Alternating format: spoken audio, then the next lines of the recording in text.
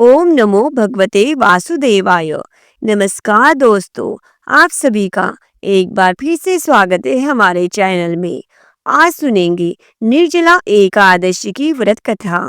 एकादशी का व्रत हिंदुओं में सबसे अधिक महत्वपूर्ण माना जाता है, किंतु इन सब एकादशी में सबसे बढ़कर फल देने वाली एकादशी निर्जला एकादशी होती है। इस एकादशी का व्रत रखने से पूरे साल की सभी एकादशी का फल प्राप्त होता है। इसे पांडव एकादशी या भीमसेन एकादशी के नाम से भी जाना जाता है। आइए सुनते हैं निर्जला एकादशी की व्रत कथा। निर्जला एकादशी की व्रत कथा के अनुसार भीमसेन व्यास जी से कहने लगे कि हे पितामह, भ्राता युधिष्ठिर, माता कुंती, द्रौपदी, अर्जुन, नकुल और सहदेव आदि सब एकादशी का व्रत करने को कहते हैं, परंतु महाराज मैं उनसे कहता हूँ कि भाई, मैं भगवान की शक्ति पूजा आदि तो कर सकता हूँ, दान भी दे सकता हूँ, परंतु भोजन के बिना नहीं रह सकता। इस पर व्यास जी कहने लगे कि हे भीमसेन, यदि तुम नरक को बुरा और स्वर्ग को अच्छा समझते हो तो प्रति मास की दोनों एकादशियों को अन्न खाया मत करो। भीम कहने लगे कि हे पितामह, मैं तो पहले ही कह चुका हूँ कि मैं भूख सहन नहीं कर सकता। यदि वर्ष भर में कोई एक ही व्रत हो तो वह मैं रख सकता हूँ, क्योंकि मेरे पेट में उरुक नाम वाली अग्नि है, सो मैं भोजन लिए बिना नहीं रह सकता। भोजन करने से वह शांत रहती है, इसीलिए पूरा उपवास तो क्या, एक समय भी बिना भोजन किए रहना कठिन है। अतः आप मुझे कोई ऐसा व्रत बताइए जो वर्ष में केवल एक ही बार करना पड़े और मुझे स्वर्ग की प्राप्ति हो जाए। श्री व्यास जी कहने लगे कि हे पुत्र, बड़े बड़े ऋषियों ने बहुत शास्त्र आदि बनाए हैं, जिनसे बिना धन के थोड़े परिश्रम से ही स्वर्ग की प्राप्ति हो सकती है। इसी प्रकार शास्त्रों में दोनों पक्षों की एकादशी का व्रत मुक्ति के लिए रखा जाता है।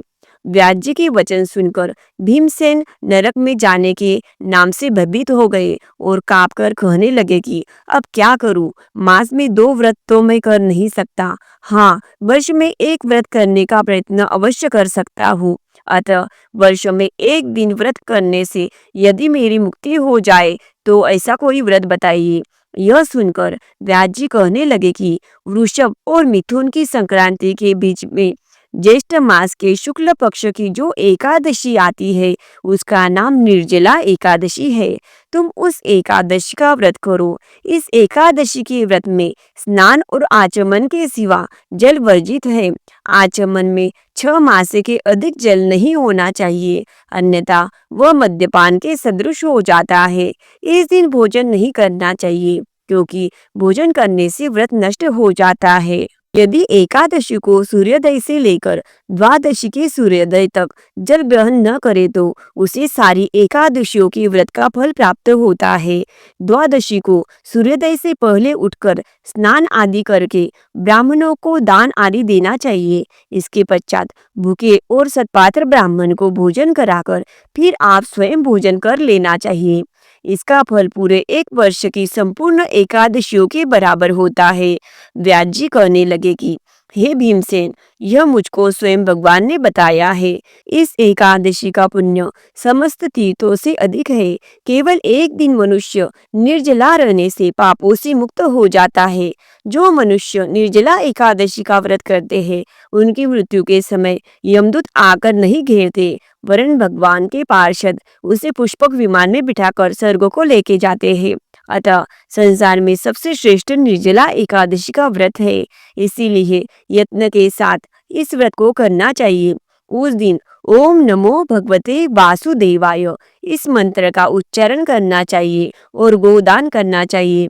इस प्रकार व्यास जी की आज्ञानुसार भीमसेन ने इस व्रत को किया, इसीलिए इस एकादशी को भीमसेनी या पांडव एकादशी भी कहते हैं। निर्जला एकादशी का व्रत करने से पूर्व भगवान से प्रार्थना करें कि हे भगवान, आज मैं निर्जला व्रत करता हूँ, दूसरे दिन भोजन करूंगा। मैं इस व्रत को श्रद्धा पूर्वक करूंगा, अतः आपकी कृपा से मेरे सब पाप नष्ट हो जाए। इस दिन जल से भरा हुआ एक घड़ा वस्त्र से ढककर स्वर्ण से दान करना चाहिए।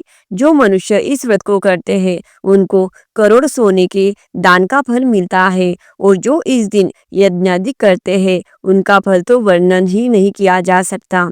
इस एकादशी के व्रत से मनुष्य विष्णु लोक को प्राप्त होता है। जो मनुष्य इस दिन अन्न खाते हैं वे चांडाल के समान है, वे अंत में नरक में जाते हैं। जिसने निर्जला एकादशी का व्रत किया है वह चाहे ब्रह्म हत्या हो, मद्यपान करता हो, चोरी की हो या गुरु के साथ द्वेष किया हो, मगर इस व्रत के प्रभाव से स्वर्ग को जाता है। हे कुंती पुत्र, जो पुरुष या स्त्री श्रद्धा पूर्वक इस व्रत को करते हैं उन्हें अग्रलिखित कर्म करने चाहिए। प्रथम भगवान का पूजन, फिर गोदान, ब्राह्मणों को मिष्टान व दक्षिणा देनी चाहिए तथा जल से भरे कलश का दान करना चाहिए। निर्जला के दिन अन्न, वस्त्र, उपहान आदि का दान भी करना चाहिए। जो मनुष्य भक्ति पूर्वक इस कथा को पढ़ते हैं अथवा सुनते हैं उन्हें निश्चित ही स्वर्ग की प्राप्ति होती है।